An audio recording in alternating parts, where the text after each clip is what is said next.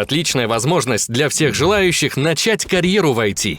Бесплатная программа 6-месячного обучения. Все, что нужно, перейти по ссылке и заполнить профтест. Узнайте подходящую профессию и участвуйте в программе. Торопитесь, количество мест ограничено. В этом видео я хочу рассказать вам о некоторых наблюдениях касаемо допотопной Москвы. Я нашел информацию, которая повествует нам, что на каком-то этапе Москва находилась немного в другом месте. В предыдущих роликах я вам рассказывал, как отец Александра Македонского шел войной на Скифию, а Скифия – это античное название Москвы. Филипп Македонский прибегнул к хитрости и объявил, что хочет установить статую Геракла в устье реки Истр. Для безопасности статуи ее будет охранять армия македонцев.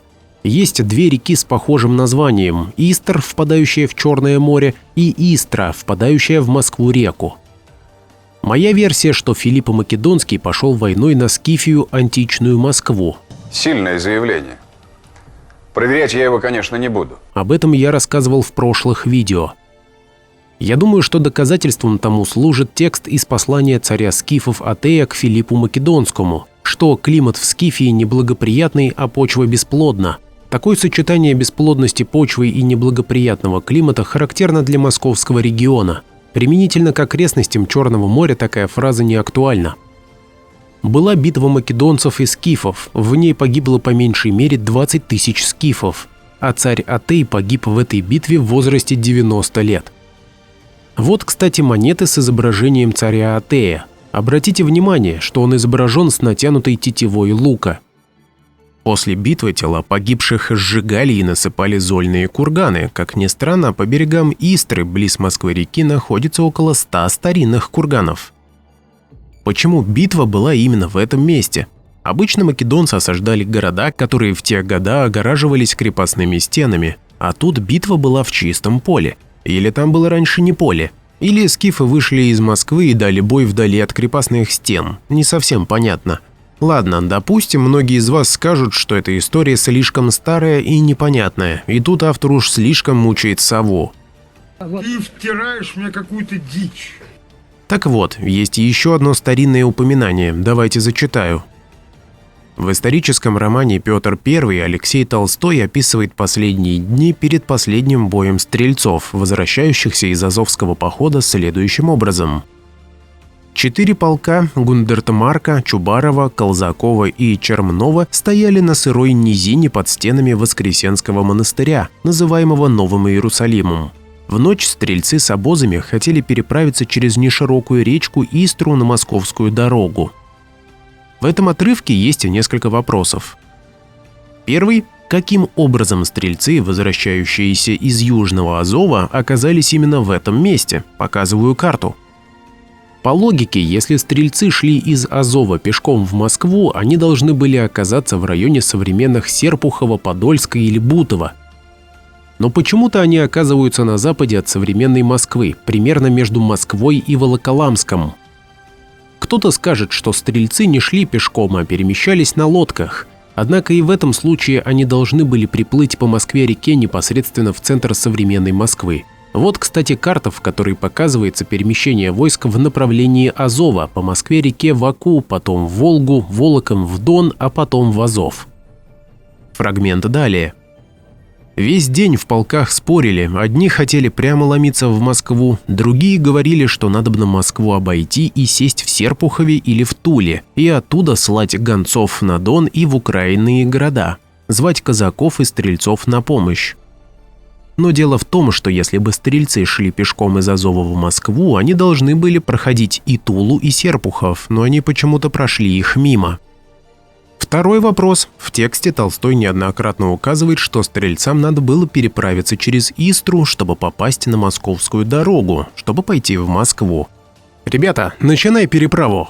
Кто к Москве не пойдет, сажать тех на копья. Многие побежали к телегам, дико закричали на лошадей. Обоз и толпы стрельцов двинулись к дымящейся реке, но на том берегу в неясных кустах замахали чем-то, будто значком, и надрывной голос протянул: «Стой, стой!» Вглядываясь, различили над водой человека в латах, в шлеме с перьями, узнали Гордона. Стало тихо. «Стрельцы!» – услышали его голос. «Со мной 4000 войск, верных своему государю. Мы заняли прекрасную позицию для боя, но мне очень не хочется проливать братскую кровь. Скажите мне, о чем вы думаете и куда вы идете? Но дело в том, что если стрельцы были на стороне монастыря, им не нужно пересекать Истру, чтобы пойти на Москву. Алексей Толстой и в другом отрывке указывает, что для похода на Москву стрельцам надо было переправиться через Истру. Гордон приставил ладони к рту. Очень хорошо. Но только дураки переправляются ночью через реку. Дураки. Истра – глубокая река. Потопите обозы. Лучше подождите на том берегу, а мы на этом, а завтра поговорим. Если посмотреть на карту и зная о том, что, чтобы попасть в Москву, надо пересекать Истру, можно сделать вывод, что старая Москва была за рекой Истра западнее стоянки стрельцов. Интересно, что далее в романе описывается, как Гордон подъехал и остановился на том берегу Истры. Описание начала боя. Когда из безоблачной зари поднялось солнце, увидели за Истрой на холме ровные ряды Преображенского полка и выше их 12 медных пушек на зеленых лафетах. Дымили фитили, на левом крыле стояли 5 сотен драгун со значками. На правом, загораживая московскую дорогу, за рогатками и дефилеями остальные войска. С холма шагом спустился Гордон с 6 драгунами. Подъехал к реке, вороной конь его понюхал воду и скачками через брод вынес на эту сторону. «Пустите нас за реку, хоть троих, мы прочтем челобитную в большом полку». Не надеясь более перекричать стрельцов, Гордон поднял коня на дыбы и сквозь раздавшуюся толпу поскакал к реке. Видели, как он соскочил у палатки генералиссимуса. Тогда с холма враз ударили все 12 пушек.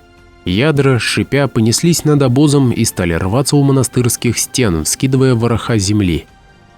В общем, Толстой нам описывает следующую картину. Стрельцы находятся восточнее реки Истры, на стороне Новоиерусалимского монастыря под его стенами. Гордон появляется на другом берегу реки, то есть западнее Истры. При этом, чтобы стрельцам попасть в Москву, им надо пересечь Истру, но в данном направлении официально никогда Москвы не было. Судя по описанию, Москва могла быть где-то здесь, поэтому стрельцы, идя на Москву, оказались под стенами Новоиерусалимского монастыря. И поэтому, чтобы попасть в Москву, им надо было пересекать Истру. Уже почти доделал видео и решил подробнее рассмотреть вот эту гравюру. Здесь показан тот самый бой стрельцов с потешными войсками. Мы знаем, что у стрельцов было 4 пушки, а у потешных 12 пушек, которые били по стрельцам с холма.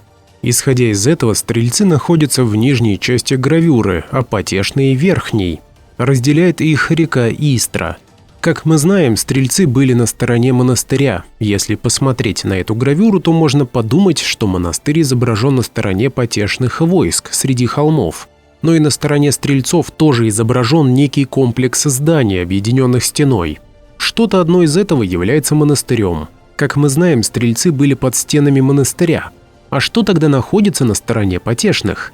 Это комплекс зданий, окруженный крепостной стеной, за которой находятся 30 зданий со шпилями. Подождите, но это же получается изображен город. Именно так в 15-16 веках схематично изображали города. Неужели это изображена Москва?